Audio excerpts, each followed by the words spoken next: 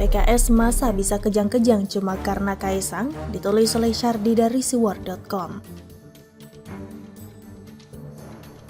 Sebelum kita lanjut, jangan lupa subscribe dan nyalakan loncengnya agar Anda menjadi yang pertama mendapatkan informasi dari jurnal terupdate. Ketika Jokowi menjabat sebagai wali kota Solo, gubernur DKI dan presiden, sebagian besar dari kita tidak membayangkan anak-anaknya akan terjun ke dunia politik.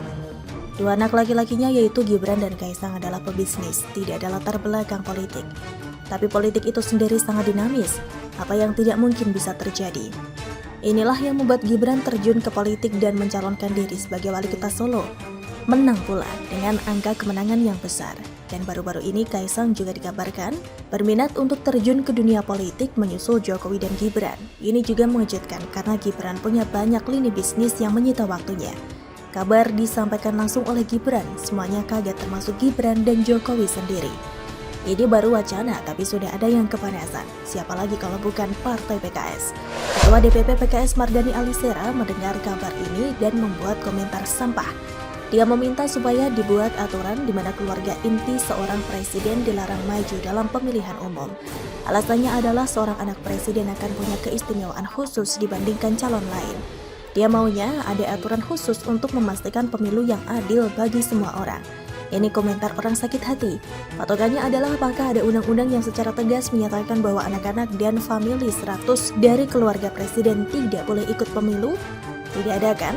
Kalau keluarga presiden dilarang berpolitik dengan alasan aneh, apalagi dinasti politik, harusnya dinasti Ratu Atut di Banten harus dilarang juga. Bagi yang tidak mengenal Ratu Atut dan jarang membaca beritanya, pasti bakal kaget setengah mati melihat banyaknya keluarganya yang terjun ke politik.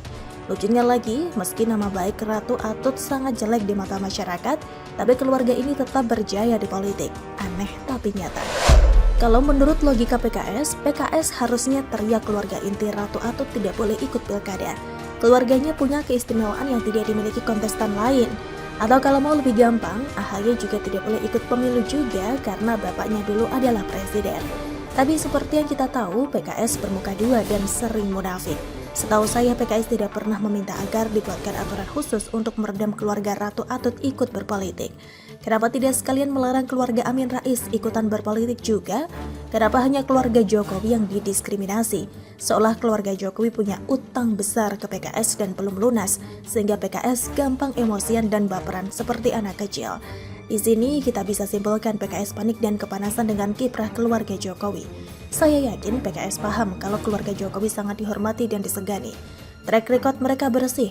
PKS dalam hati yakin bahwa jika keluarga Jokowi ikutan berpolitik pasti punya peluang besar untuk menang. Maklum saja penderitaan PKS selama 10 tahun ini. Coba bayangkan, Jokowi jadi presiden, lalu Gibran jadi presiden, lalu Kaisang juga jadi presiden, lalu Jan Etes nanti juga jadi presiden, sampai anak cucu cicit. PKS makan apa coba? Kadrun bisa mati mengenaskan. Wajar kalau PKS gerah dan juga ngiler ingin dapat giliran berkuasa, tapi partai ini selalu jualan agama sehingga pangsa pasarnya tidak berkembang, bahkan bisa tergerus. Jadi sampai kapanpun PKS akan bisa jadi partai besar seperti PDIP, Gerindra, dan Golkar. Jualan agama di politik takkan laku selamanya, tapi intinya siapapun berhak ikut pemilu. Rakyat yang menentukan, ada potensi menang dan kalah. Jokowi sampai detik ini tidak pernah menunjukkan keluarganya mengisi jabatan strategis di pemerintahan. Anaknya Gibran ikut jalur pemilu secara adil dan tanpa perlakuan khusus. Jokowi juga tidak kampanye dukung Gibran. Jadi tidak ada istilah dinasti politik. Ini hanya kompetisi politik. Bisa menang, bisa kalah. Jadi kalau PKS mau bikin aturan seenak jidat melarang keluarga presiden ikut pemilu, maka kita juga mau bikin aturan partai munafik jualan agama juga dilarang ikut pemilu. Secara spesifik, PKS harus diinyahkan dari dunia politik. Loh, bukankah itu jahat dan diskriminasi? Lah, PKS saja diskriminasi kok melarang keluarga presiden. Kenapa kita tidak boleh? Bagaimana menurut Anda? Rekaman Kiai Fahim mendesak bikin pengacara mundur, ditunggu jalan jongkok sambil bugil, ditulis oleh Jaya Wijaya dari siwar.com. Sebelum kita lanjut, jangan lupa subscribe dan nyalakan loncengnya agar Anda menjadi yang pertama mendapatkan informasi dari jurnal terupdate. Ajaran agama dan kitab suci, bukan tafsirnya, memang abadi dan tidak termakan zaman. Tapi tata cara umat agama menjalani hidup harus menyesuaikan zaman. Kalau tidak ya seperti Kiai Fahim ini, merasa zaman masih purba di mana dibutuhkan 4 saksi yang melihat langsung baru dia bisa jadi tersangka. Di era modern ini barang bukti tidak harus orang langsung melihat dengan mata kepala sendiri. Ada hasil visum, ada rekaman, kalau korban sudah melahirkan bisa tes DNA. Ilmu psikologi pun kini sudah maju. Tidak perlu sampai sumpah atau mubahalah, bisa ketahuan siapa yang berbohong atau jujur. Dengan memahami hal ini, penulis jadi tidak pernah percaya dengan tersangka kasus hukum yang bersumpah. Baik sumpah gantung di Monas seperti Anas, dan kini sumpah jalan sambil jongkok plus bugil ala Kiai Fahim yang kita bahas ini. Kalau memang merasa tidak bersalah, jalani proses hukum. Buktikan kalau sampean tidak bersalah di hadapan hukum dengan bukti-bukti yang kuat. Prove it. Sumpah terbukti sudah tidak ampuh lagi. Ada yang sumpah jalan kaki Yogyakarta, Jakarta seperti Amin Rais. Lalu sumpah potong maaf titit seperti Ahmad Dhani. Hasilnya semua bullshit. Tidak ada yang melaksanakan sumpahnya ketika fakta tidak sesuai janji mereka. Alat-alat bukti yang penulis sebutkan ini sampai membuat pengacara Kiai Fahim mundur loh. Padahal kita tahu yang namanya pengacara itu maju tak gentar membela yang bayar. Artinya pengacara tersebut sudah menyerah dan yakin pasti kalah.